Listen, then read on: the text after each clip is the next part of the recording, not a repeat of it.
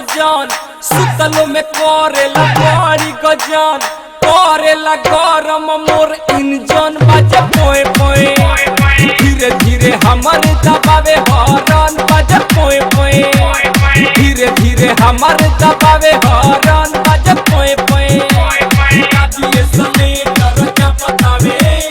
Driver बोलमुआ हाफतावे काबिए सले कर क्या बतावे ड्राइवर बोलमुआ हाफतावे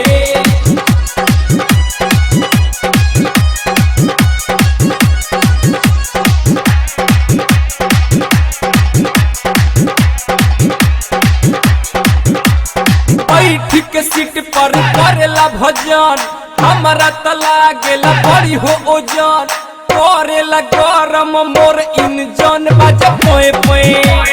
धीरे धीरे हमर दबावे हॉर्न बाजे पोए पोए धीरे धीरे हमर दबावे हॉर्न बाजे पोए पोए दाबिए सले दरजा बतावे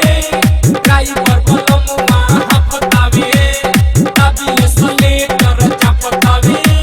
ड्राइवर बोलमुआ हाफतावे।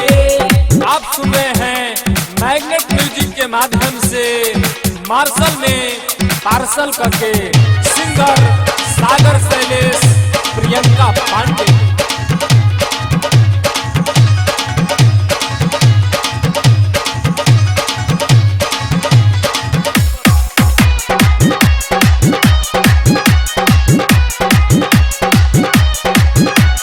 टंकी के हमारा खोल ढक्कन निक नहीं लागेला तनिको रहन करेला गरम मोर इंजन बाजे पोए पोए धीरे धीरे हमर दबावे हॉर्न बाजे पोए पोए धीरे धीरे हमर दबावे हॉर्न बाजे पोए पोए दाबिए सले दरजा बतावे ड्राइवर बोलमुआ हाफतावे दाबिए सले दरजा बतावे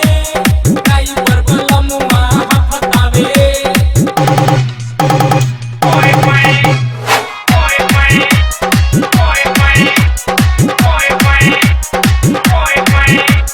जीतू जितेंद्र लागला निमन मैग्नेट म्यूजिक के आइल बस जन करेला गरम मोर इंजन करे पोए पोए सागर शैलेश के इहे बात मन बाजे पोए पोए सागर शैलेश के इहे बात मन बाजे पोए पोए।